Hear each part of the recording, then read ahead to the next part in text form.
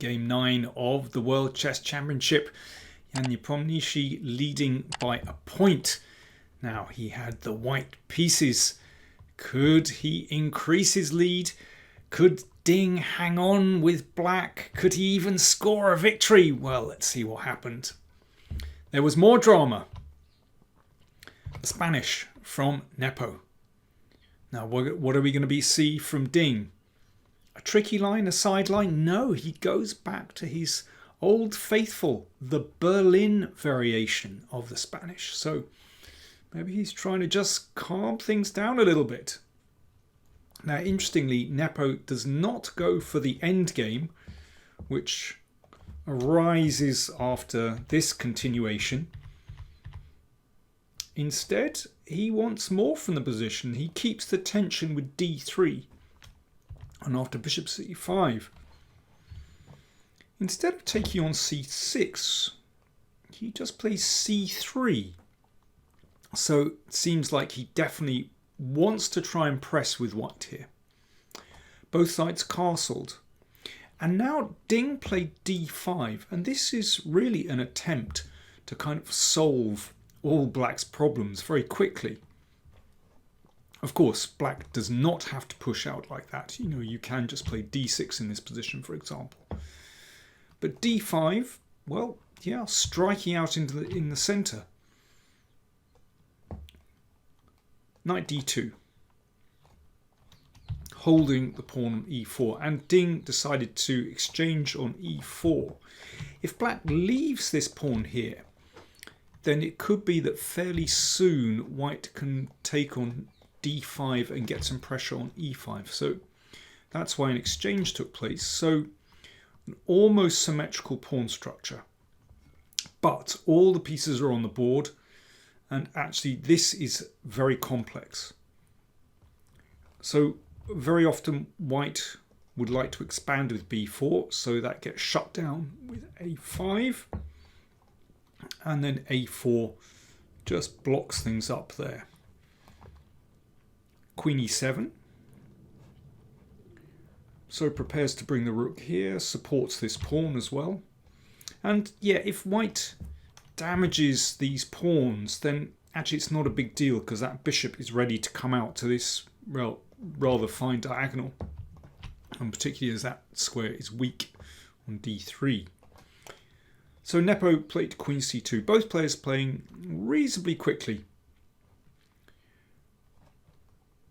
Now, in this position, you can see that the queen defends the pawn.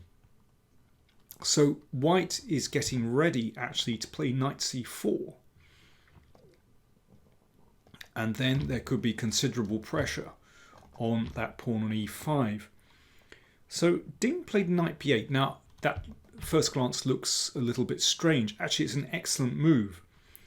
So the point is that if knight c4, the bishop is trapped, so it prevents that. But also, you want to often drive the bishop away anyway, and sometimes the knight will come to d7. So rook e1. By the way, this is not a new move. This has been tested in a few games.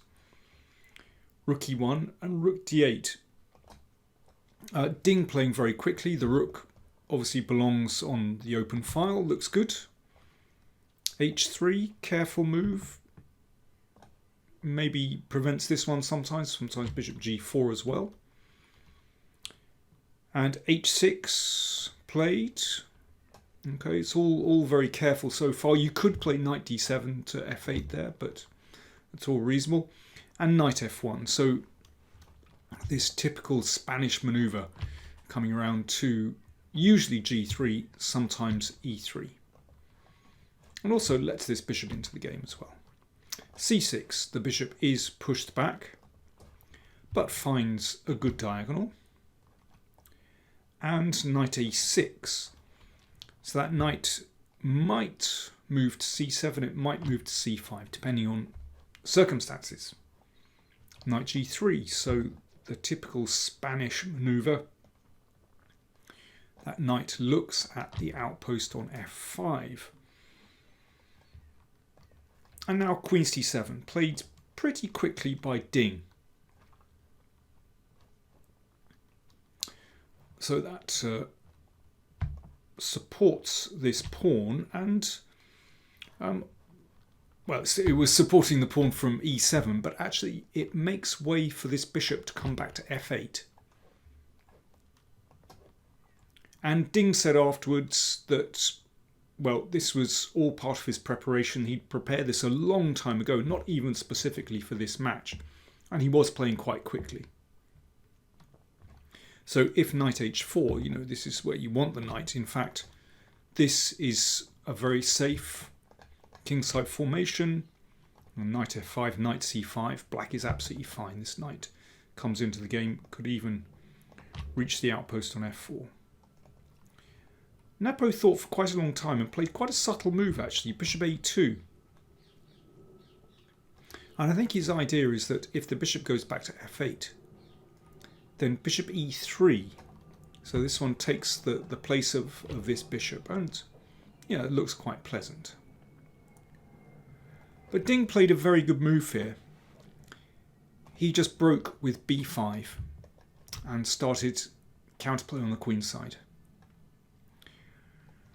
Nepo was investing quite a lot of time here and played quite a subtle move. Queen e2.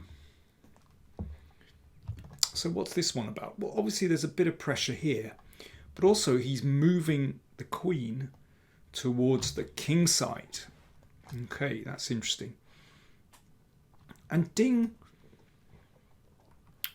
played rook b8, guarding that pawn, but well, he rather criticised his move after the game. And he said, well, maybe he should have spent more time looking at bishop f8. You know, this is where he wants that bishop to guard the king side, but also to let this knight into the game. But he said he wasn't sure about what happens if white actually takes this pawn. At first glance, this looks like black has fantastic compensation. Black does have good compensation, actually, with the bishop coming here. But Ding wasn't sure about b4. You know, if this knight moves away sometimes, you know, this can be captured. If pawn takes pawn, then that unleashes the bishop and then you take the rook. In fact, black is okay here. It gets very complicated, but that knight is very strong here. And black has good compensation for the pawn. But he wasn't sure, so decided to play safe with rook b8. But actually, after knight h4, he landed in some trouble. So the knight hits the outpost. The bishop comes back. That protects these pawns. But after queen f3, this is quite scary. The queen has reached the king side. And there are threats here. These knights could dance into one of these squares, and in combination with that beautiful Spanish bishop, and not to mention this one, trained on h6, well, that's a lot of paint on the board, all directed at black's king side, and this is really dangerous. Ding started investing more and more time. In the end, he played quite a brave move. He just took this pawn, allowing bishop takes h6. My goodness. I thought at this stage we could be heading for a rapid, unscheduled disassembly of black's position. You know what I'm talking about. You know, if that's taken, this looks dreadful. You know, with one of those knights appearing on f5. But Ding played very coolly. The knight came to c5. I mean, the time situation was worrying, but, you know, you get it wrong with black here, and wow, this could go down. This could really be disastrous for black. Knight c5, at least that knight can potentially block on b3, or maybe come here, or maybe even support bishop e6. But knight g6, look at that pin. Rook takes b2. Again, a very brave move. I mean, this looks so scary. In fact, black is holding firm. Knight takes bishop, rook takes. And incredibly, there's no way forward here for white.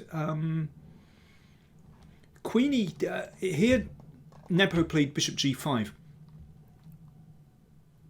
He could have tried queen e3. This is very interesting. And if pawn takes bishop, this looks terrifying. Terrifying for black, but in fact, there's nothing more than a draw. Black can take that bishop off. That's another good reason for taking on b2. And then the best that white has is just to make a draw by perpetual. And in this position, well, you don't have to take on h6. You could take here. Now, look at black's pawns. Black's structure is dreadful. But in fact, after queen b6, this forces a queen exchange. That's kind of lucky, actually, because f2 is potentially hanging. So white has to exchange. And that's good enough for black.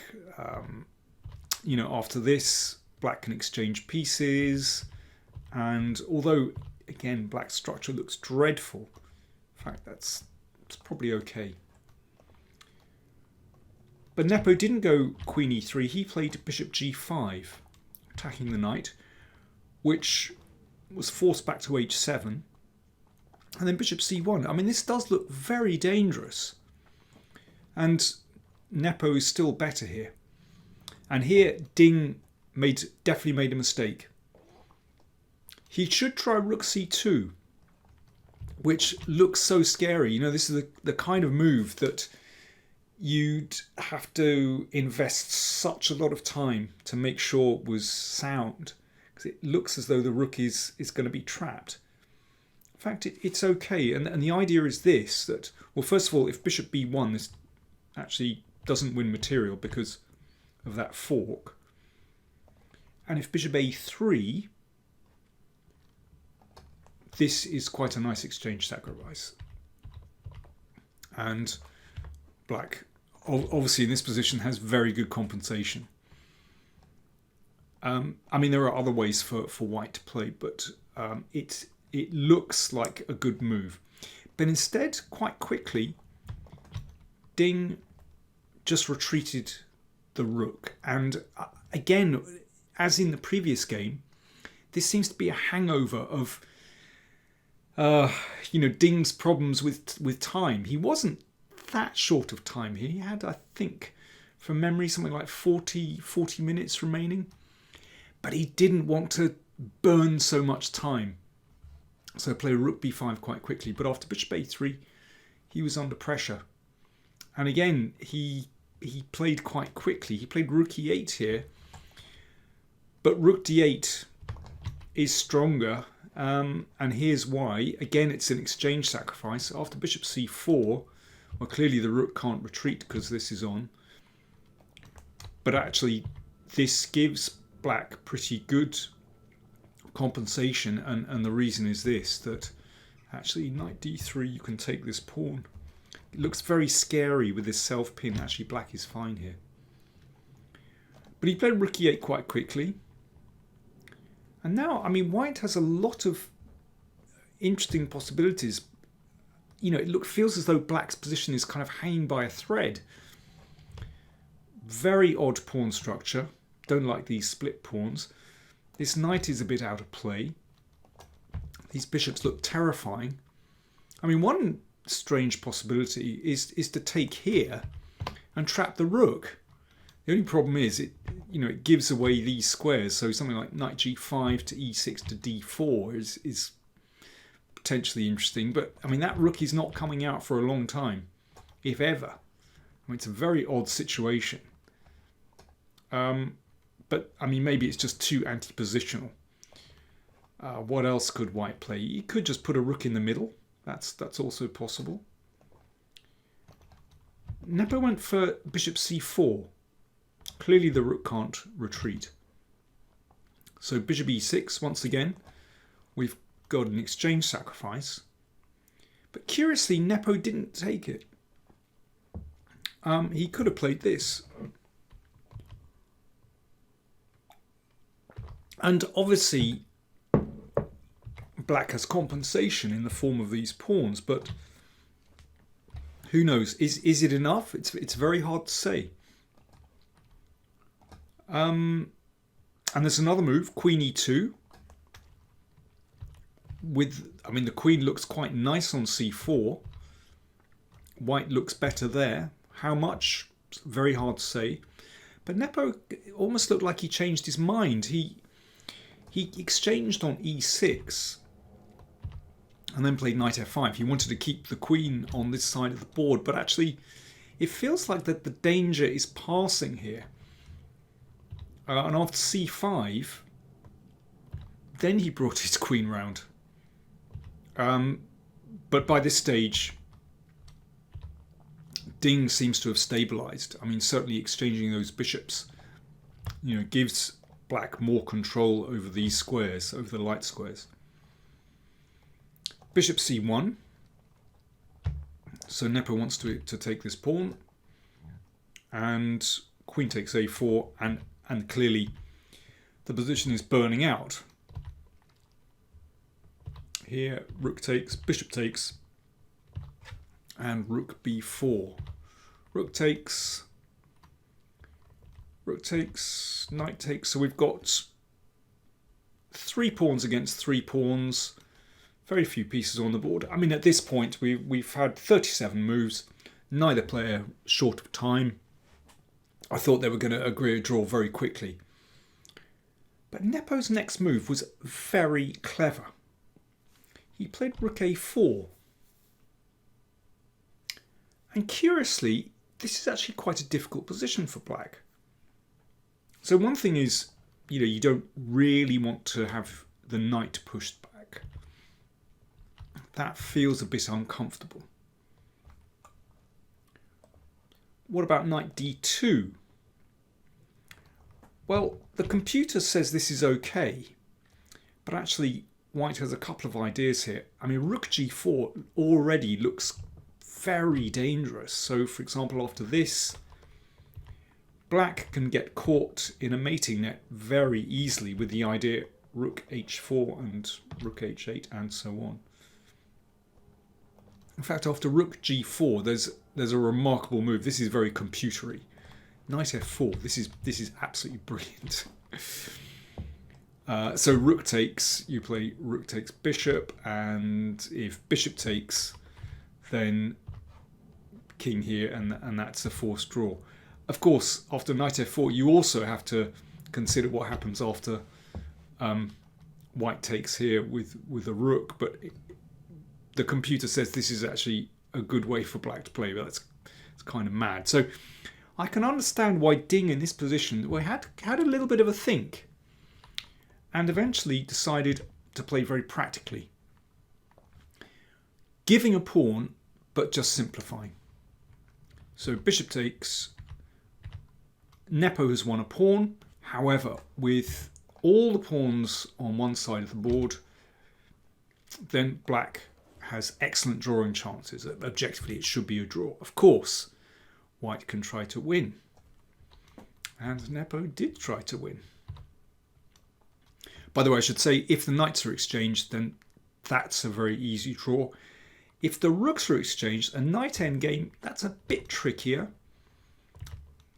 but still should be a draw. So let's play through this. So, well, pawn takes knight, rook takes knight. Ding is just trying to make things as difficult as possible. Knight f5, that's an interesting move. Ding knows his endgames. Even with these damaged pawns, in fact, this is a theoretical draw, a well-known position actually. And black can draw that pretty comfortably. So Ding looking to simplify into something known. But Nepo keeps the pieces on the board. Rook e7. So yes, the knight endgame is a bit more difficult to hold than the rook endgame. However, with so few pawns on the board, that's tenable. Add a couple of pawns. 4v3, not so nice for black. So sometimes even lost.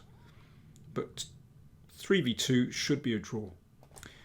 So Nepo decides, okay, I want to keep the tension. And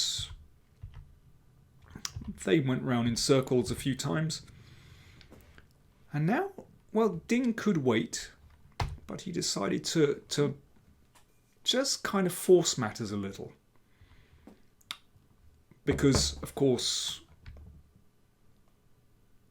you've got to watch out for knight e4 check, and then this goes. So king f3, rook e7. So now we're going to get an exchange. But it's an exchange where that king could be better placed. Because in this position, you know, you would like to have king f6. But that just forces this pawn up the board. Again, you just want that king to connect with these pawns. So just for the moment, black has to play quite precisely if white finds an interesting move. Well, if king e3, this is too straightforward. Because you can see the king joins these pawns and black can defend fairly easily. And so on. But here is where Nepo played something very tricky indeed. h4, very interesting move. So if the pawn advances, then king f4, and that looks a bit dubious.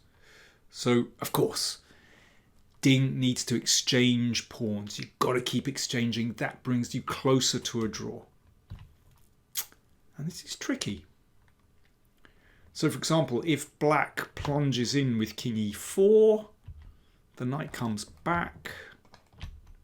That's attacked. The knight goes back. Now the king comes in.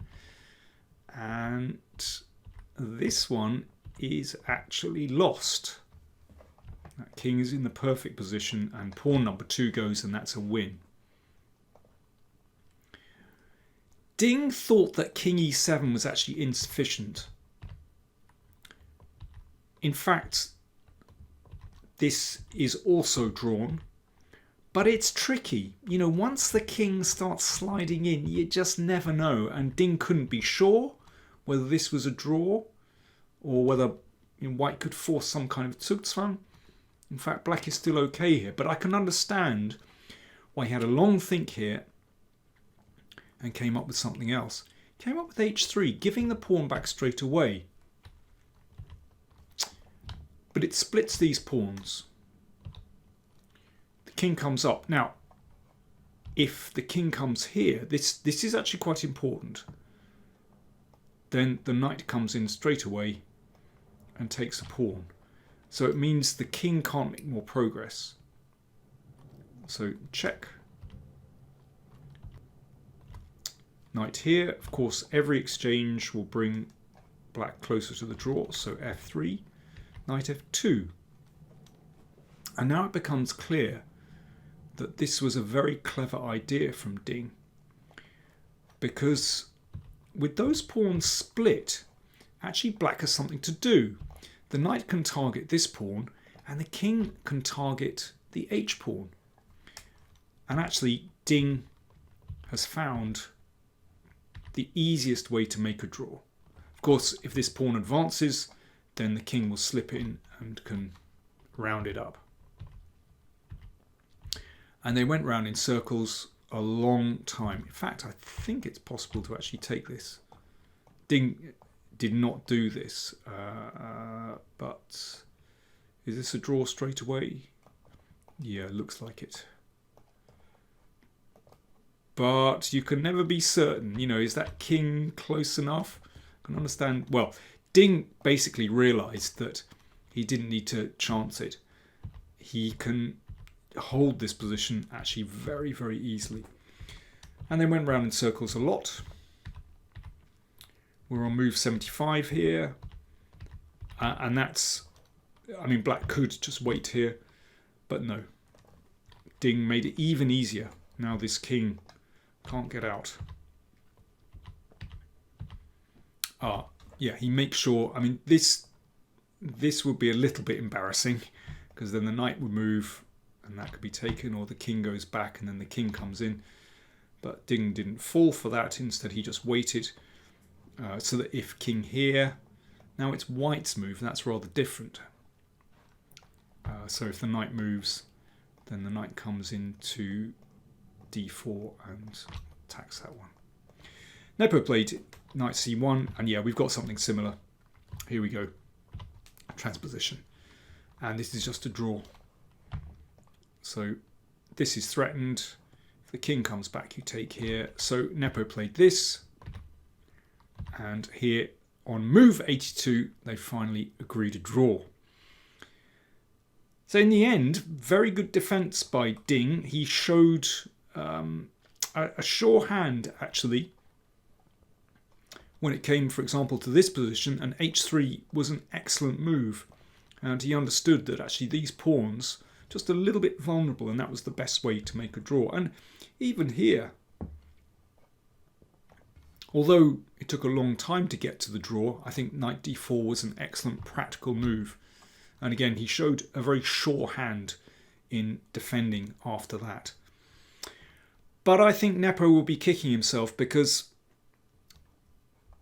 when it got to this position, he looked like he was going to break through, and he certainly could have put more pressure on Ding. But as it is, after 9 games, Nepo still has a point advantage, but he couldn't increase it. So still all to play for. Saturday is a rest day. Do join me for a roundup on Sunday. But anyway, 5 games still to play. It is still wide open. Thanks for watching.